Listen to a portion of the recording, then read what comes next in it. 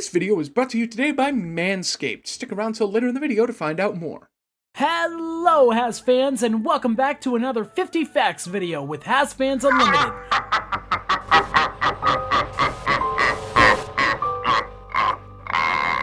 I'm PancakeKing, and today I will be your guide through the weird and wonderful dreamscape world of Bee and PUPPYCAT, the cutesy show where anything could happen and our feelings can randomly be poked at out of the blue. So put on your temp uniform and get ready for an adventure. Before we set off, be sure to subscribe and ring that bell to make a temp job offer and space appear. Okay, that isn't what the bell is meant to do, but you never know until you try. Now without further ado, it's time to park your caboose in front of the screen and watch these facts as intently as a pretty Patrick lunchtime video. Number 1. Bee and PUPPYCAT was written and created by Natasha Allegri for Cartoon Hangover, a YouTube channel owned by Frederator Studios. The first episode of Bee and PUPPYCAT was released in July of 2013. Number 2. After the popularity of the first episode, a Kickstarter was started for the show by Frederator back in 2013, the goal being $600,000 that it made a few days before its deadline. See? Some proof that Kickstarter isn't all broken dreams and empty wallets. Number 3. The Kickstarter was originally meant to fund 6 mini-episodes. Around $870,000 was raised in all, so the extra money was used to make the originally promised 6 episodes, plus an extra 3. Number 4. Backers for the Kickstarter could give anywhere from $15,000 to $10,000. The rewards included things ranging from a PUPPYCAT squishy to the backers' names being put in the background of the show. I must say, I am jealous of people who get to squish PUPPYCAT's disgruntled little face. Number 5. A running joke and slightly sadder aspect to the show is the fact Bee can't hold a job and isn't very skilled at any she's tried. We find out during the show that she's worked in a pet store and a cat cafe, likely due to an affinity with animals, seeing as she was very willing to take in a mysterious cat that smells like a dog. Number 6. We see a male version of Bee in the episode Game. His name is Bird. Pretty funny considering, you know, the birds and the bees. Number 7. The only family of bees we know about is her dad, who ran an arcade and left behind for her a box that gives her a special piece of candy once a year on her birthday. Number 8. In the episode Birthday, we see Bee kiss a generator to restore power to it. Looking back, this is clearly some foreshadowing at her being a robot, but in such a weird show, I don't think any of us can be blamed for not questioning it. Number 9. Bee hates water, as we see in the episode Cats. This is likely due to her being a robot or cyborg or weird fever dream mechanical girl. Hey, the show is already using a voice synthesizer for a character, so, maybe she's Miku. Speaking of, Number 10. PUPPYCAT is voiced by a Vocaloid. I'm sure you've heard of Hatsune Miku, who is the most famous example of a Vocaloid, which are singing voice synthesizer softwares. The Vocaloids all have their own names and designs like Miku, and the one that voices PUPPYCAT is called Oliver. Yes, I know way too much about Vocaloid. For today's video, we've partnered with Manscaped to tell you about their Performance Package Kit, which is the world's first all-in-one men's grooming kit that makes trimming the hedges efficient and easy. And it also now comes with a new in-shower solution specifically designed for men. The new Ultra Premium Body Wash. The new Body Wash by Manscaped is a premium daily shower gel scented with a Manscaped refined cologne and features a luxurious lather for any skin type. After you cleanse with the refined body wash, grab your Lawnmower 4.0 waterproof body trimmer and shave when your skin is soft and properly prepped for trimming. And be sure to opt in for the Manscaped Peak Hygiene Plan so you can make sure you never run out of your favorite Manscaped products. Get monthly or quarterly replenishments of your Manscaped body wash without the hassle, delivered straight to your door. Thank you, Manscaped, for stepping up our shower game. Go to manscaped.com and use promo code HAZFAN for 20% off your order, plus free shipping. That's 20% off, plus free shipping with promo code HAZFAN, HAZFAN, at manscaped.com. Now, enjoy the rest of the video. Number 11. In Bee and PUPPYCAT Part 2, we see PUPPYCAT's reflection replaced by the Space Outlaws. Imagery like this is very often used to convey to the audience an outer appearance not being the same as that on the inside. Number 12. PUPPYCAT is also shown in close connection with the Space Outlaw again, when Cardamon asks him if he's ever been in love, and we see him thinking about the Space Outlaw and the princess. In the first episode, we also see TempBot say to PUPPYCAT that he looks different from when she last saw him. Number 13. PuppyCat isn't afraid of water like most cats are, with him being shown swimming in the water in the episode Beach. This might be because he's kind of a dog? It can't all just be dog smell, surely. Number 14. While PuppyCat is shown to be cruel throughout the show, in the episode Food, where he pushes incorrect ingredients into the dish, it should be noted that this is a very cat-like thing to do, and he's probably just acting on the evil little desires of his current form. Hey, what are you doing? No, you fluffy beast! No, not the microphone! Anyways, number 15. As well as the powers of annoyance of a cat, PuppyCat can shoot a laser beam from his mouth and receive mail about temp jobs from his bell. I bet we're all jealous of the ability to create, work. Number 16. In the episode Cats, PuppyCat describes himself as a business associate of Bee's rather than a pet. Talk about colleague zoned. Number 17. Despite his size, Bee comments that PuppyCat is heavy when she catches him, seeing as she's a robot that must speak volumes. Number 18. PuppyCat has a high opinion of himself as a figure akin to a lord. He orders Deckard around, calling him a peasant, and refers to a ladybug as a peon. It's hard to tell if he was maybe a prince or a lord once, but the fact he grew up in a lofty station is undeniable from his language and attitude. Number 19. Although PuppyCat acts disinterested and holier than thou, he does grow to care for Bee, declaring that he'll kill whoever made her cry in the episode Wedding. Number 20. Despite the fact he's some type of weird animal and therefore doesn't have pockets, PuppyCat actually pays rent towards the apartment he lives in with Bee. If any of you watching aren't getting your pet share of the rent, show them PuppyCat and demand your due payment!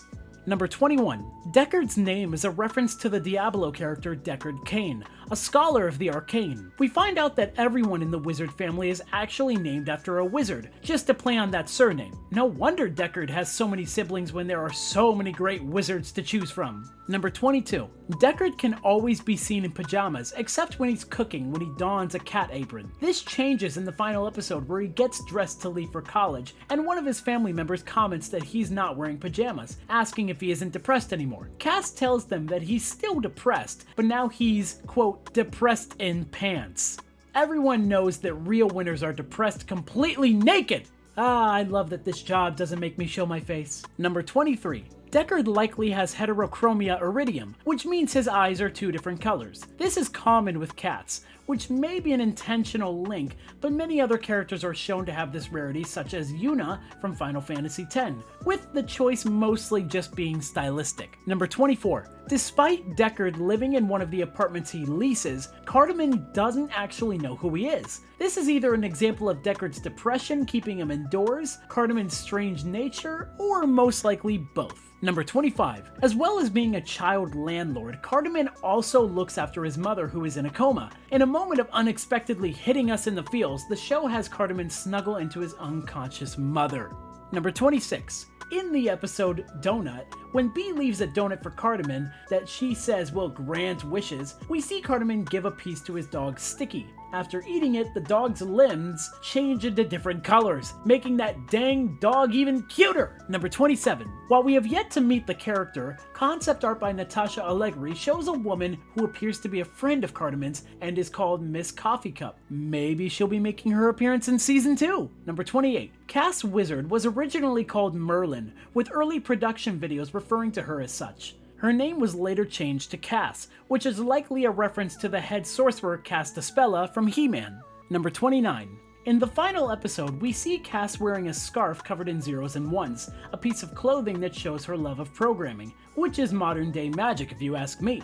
Number 30. Cass is also skilled at wrestling and was ranked in the Women's Wrestling Cup. Maybe she was ranked 12th out of 12, but this achievement led her to meeting the enigmatic character Toast, so it's clear that she's the real winner here. Number 31.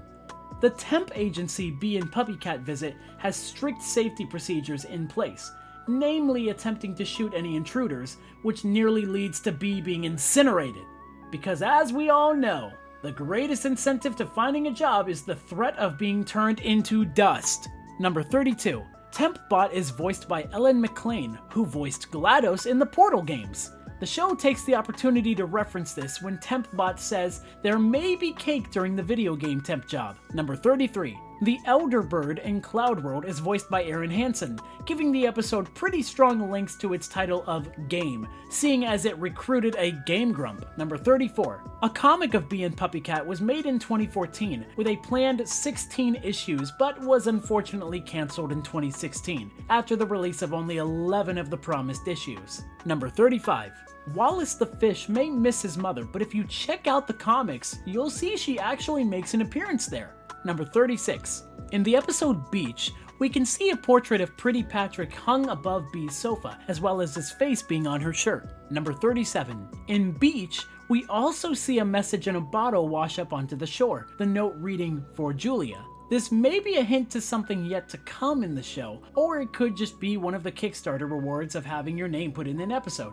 Number 38. Natasha Allegri took great inspiration from Sailor Moon, which we can see in Bee's transformation-like sequences whenever she changes into her temp uniform, and also more obviously on her dresser, where she has a figure of the magical cat from the show, Luna.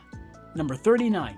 Beach is filled with enough references to delight any geek, as not only do we see a cat that looks like Pikachu, but also if you look closely on the yogurt cups, the fruit on it looks like a Pecha berry from Pokemon. Number 40. In the episode Cats, we learn that Pretty Patrick's favorite food is mashed potato. I know! We can all breathe again now that we finally know! Number 41. During Game, when Bee is inputting her name, the sound effects used are surely pretty well known to my fellow Final Fantasy fans, as it's the sound effect used by the series on the selection screen. Number 42. While trying to escape a marriage to Sticky orchestrated by Cardamon, PuppyCat gets stuck in the window. You might recognize this as a reference to Winnie the Pooh, where Pooh gets stuck in the hole to Rabbit's house after eating too much honey. Number 43. When Deckard gets on the train to go to college in the final episode, we can see Pretty Patrick on the train, looking very chill and very pretty indeed. Number 44. If you thought the dreamy and sometimes nightmarish dimensions of temp jobs were strange enough, back on Earth, the local grocery store Mama Mart carries enough weapons for PuppyCat to give to a small army. Number 45. On some of the bills used, we can see Pretty Patrick's face. Either an extremely politically influential guy is making chill lunch videos, or in this universe, influencers are printed onto money rather than presidents. Number 46. The first episode of Season 2 of Bee and PuppyCat originally premiered at the Ottawa Animation Festival in 2019, the shown episode being called Little Fingers. Number 47. Bee and PuppyCat Season 2 was confirmed for quite a while for release in 2019, with further news about a second season finally arriving on August 9th, 2022, when Netflix created a page for the show. Number 48. Lazy in Space is coming to Netflix September 5th this year. I hope you're all counting down the days as well. Number 49. From the trailer, it looks like the original episodes of Bee and PuppyCat will be remade, as we see some familiar scenes included. Number 50. While Lazy in Space will be a second season, Frederator often refers to it as a sequel series. And that's a wrap! Or maybe it's a donut? Did we miss anything? Or maybe we blew your mind with a look into this strange little world. Feel free to comment on this weird and wacky show, or maybe tell us something we missed. While you're down there, give that like button a boop and subscribe to us to see more fact videos of your favorite shows. We upload content every day, so that's plenty to chew on while we wait for more Bee and PuppyCat. But until then, we've been the Hazfans, you've been beautiful, and we'll see you next time.